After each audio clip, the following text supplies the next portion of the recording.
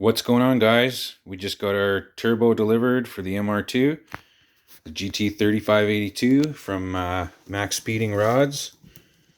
So, first glimpse, box is a little beat up, but that's to be expected. It's a pretty heavy unit, so... Oh yeah, she's right down there. Well, let's open this up, see what we got here.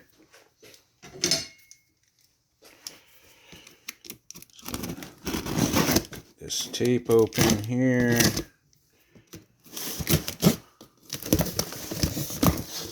Alright.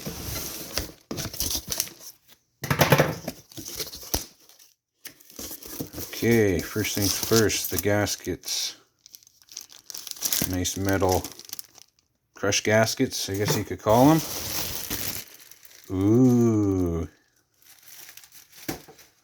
Let's just get this right out of there.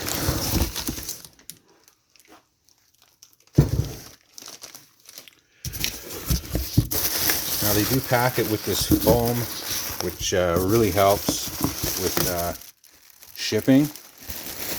But as you can see there, it did punch. There's my finger. She punched a hole right through. But luckily, that is on the exhaust side. So if we just have a quick look, make sure nothing's damaged. You can see where it kind of maybe hit there, but I think in all, we're good. Man, this is a pretty big turbo compared to what was in there. That's for sure. You can really tell the difference, like right away. The CT26, even the upgraded CT26, does not have as big of compressor or exhaust side here. Let's open this thing right up. I'm going to stop the video for a sec here so I can cut this zap strap. Maybe I can, let's see here. Shit. Yeah, right. Oh, cut it. Let's see what we got here.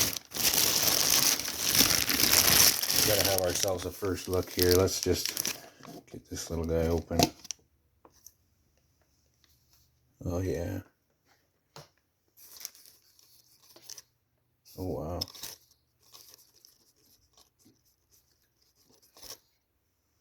Very nice anti-surge.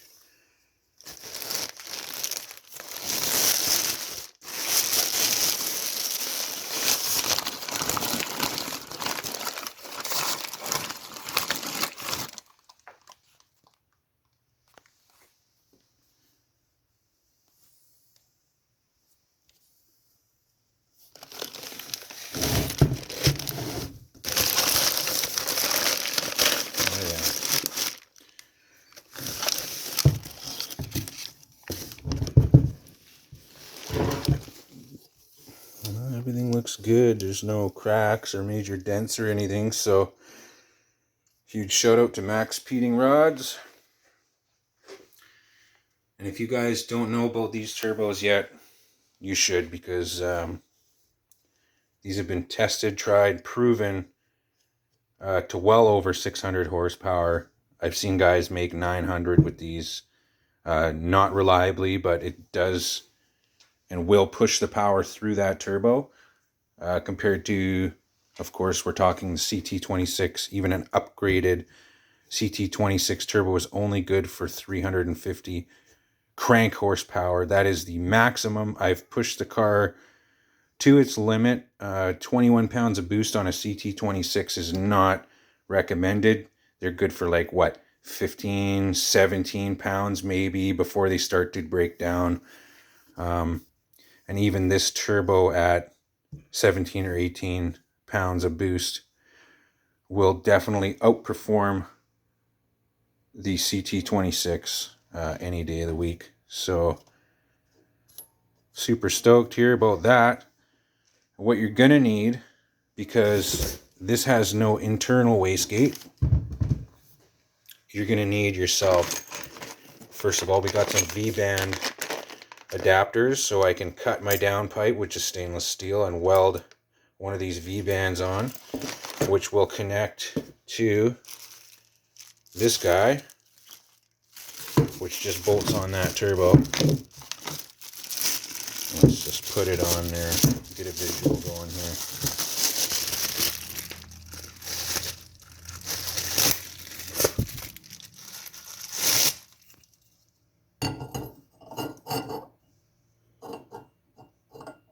Okay, so that guy will get bolted right there, and then we have these V-band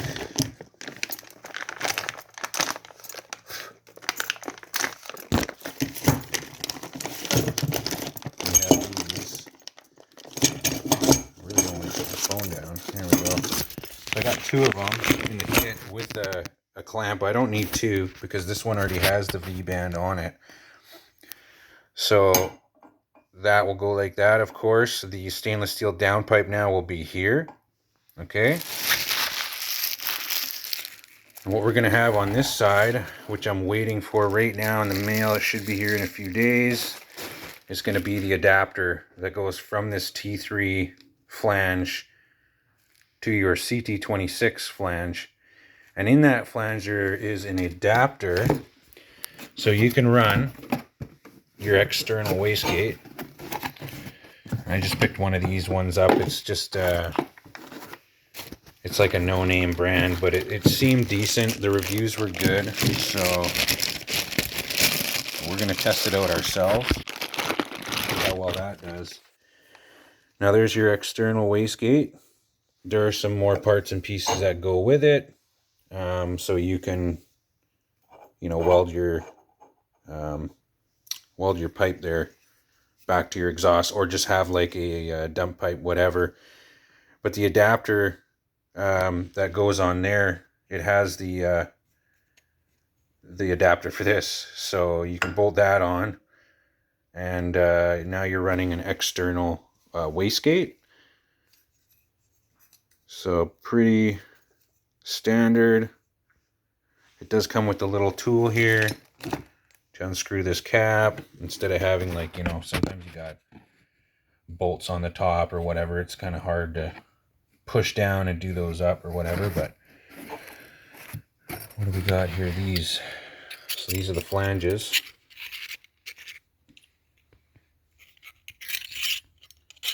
You can weld your pipe onto there, bolt that on.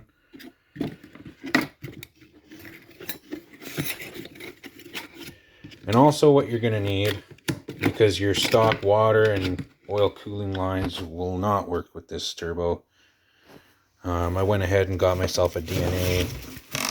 This is for the oil feed in return. So there's some stuff in here. There's the feed line. That's supposed to be the return line. It's fairly small, but these turbos actually do require a restrictor. I don't think this... It might have one built in on this one, actually. Yes, okay, so it does have a restrictor built in on this one. I'll measure that, but it should be like 0.035 or something. You got your AND fittings for the return. And the return. So that guy will just go on there like that. Or is that the feed? I'll figure that out in 2 seconds, but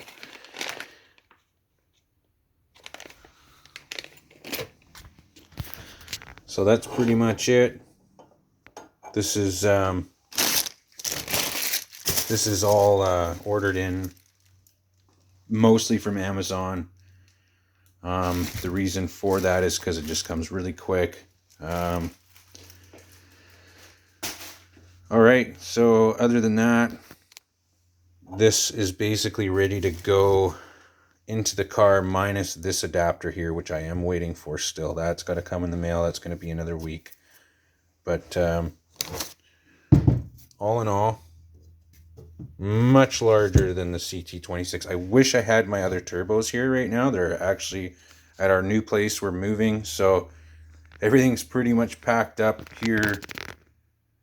Of course the car is here, But my car tent is pretty much empty. As you can see, usually I got all this stuff along the sides there. I just have a couple of things here now. So that's gonna sum it up, guys. If you want to get yourself a GT3582 or a GT3582R, this is the 82. This is not the ball bearing. This is the journal bearing. It's a very cheap turbo, but it is a very good turbo. For a couple of $100, this is the route I should have went originally. I got all this stuff here for about $420 Canadian. So an upgraded CT26 turbo alone is going to cost you $400, if not more, if you get it from a site like, you know, ATS Racing. They're going to have their upgraded CT26 turbos, but there is no point, honestly. If you've built your engine, you want more power, standalone or no standalone, this is the way to go for your turbo.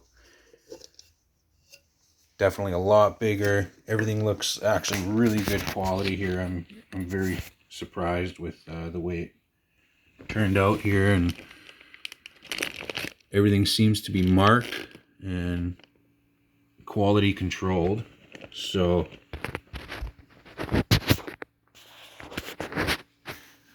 well, that's going to sum this one up, guys. I just wanted to update you on what's going on with the car. We did take it racing. You may have seen that in our last video. The car was doing really well, minus just not having enough power. Like, I could tell the exhaust is struggling. It's struggling to breathe. So this is really going to help with that.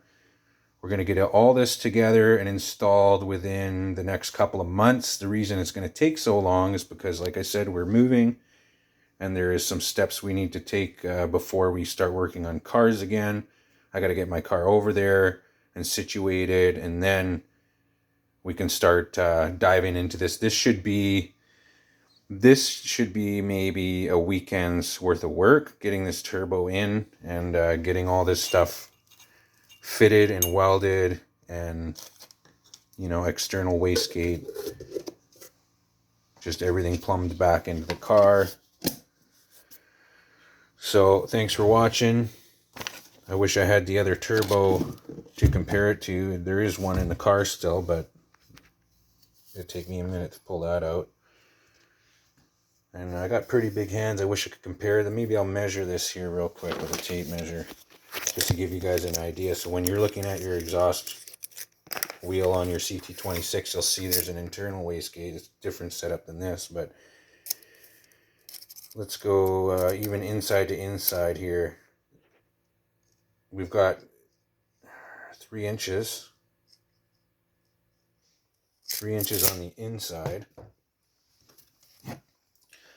That's on the exhaust side. And this side, this is where you're really going to notice the size difference. So you guys bolt, you know, your factory intake tubes. Well, they're not going to work with this turbo anymore, because as you can see, outside to outside is 4 inches here.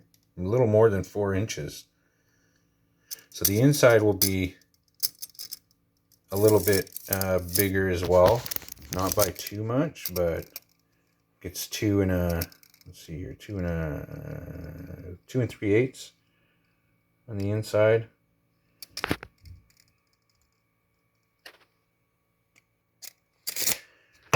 Nice anti-surging on this one. And that's going to wrap it up. It's pretty much a 15-minute video of me talking about this turbo setup. But it's going to be worth it. Stay tuned.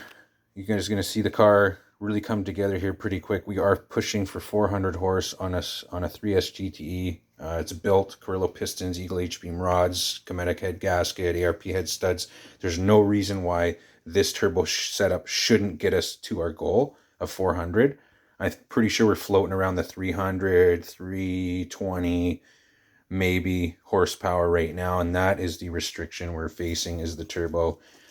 So this is going to smarten things up, and we'll see you guys when we get there. Stay tuned, like and subscribe, and we'll catch you later. Cheers.